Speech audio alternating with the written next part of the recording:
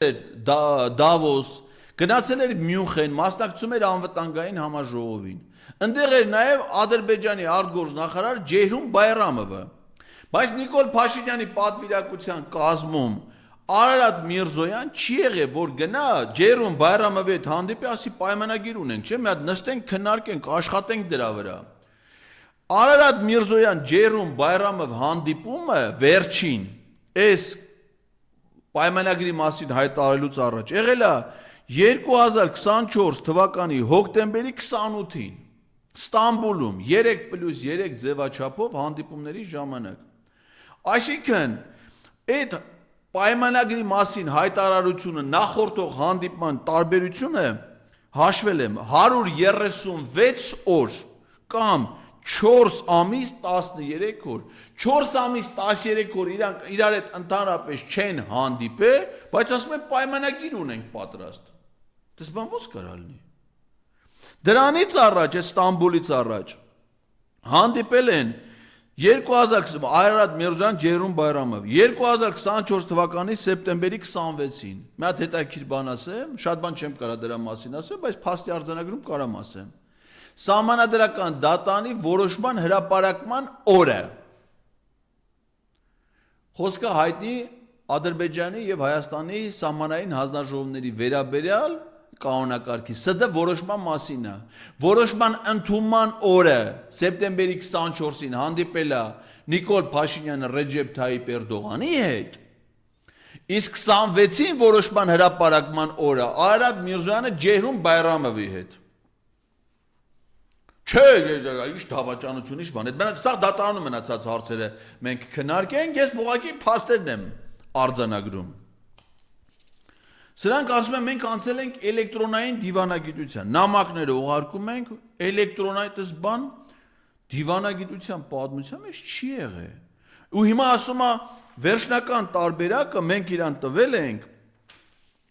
բանի միջոցով, դիվանագիտական խողովակներով։ Արարատ Միրզոյանի պատկերացմամբ դիվանագիտական խողովակը երևի կանալիզացիայի տրուբա է, խողովակը, կամ 3/4, կամ պոլդույմ։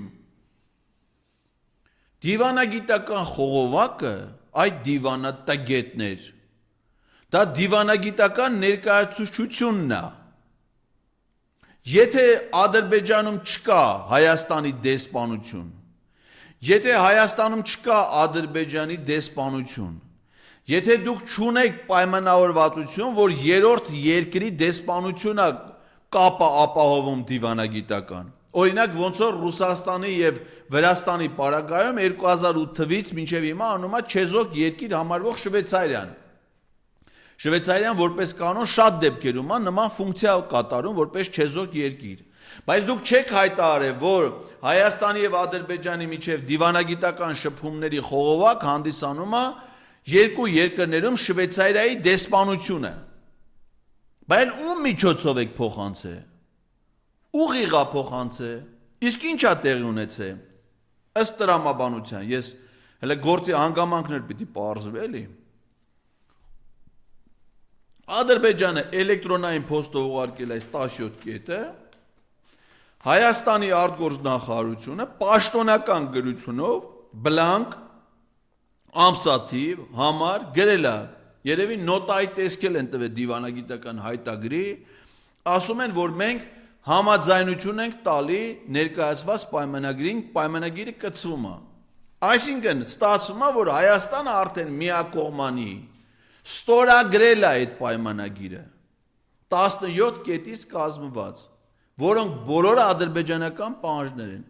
Ադրբեջանը այս մի կողմից ոչ մի ստորագրություն չի դրել, ինքը պաշտոնական գրությունով չի ասել, որ ես էլ եմ հաստատում այս 17 կետը։ Հիմա Հայաստանի աշկը կոխելու են, ասելու են, այս քո ստորագրությունն է, չէ, Արաբատ։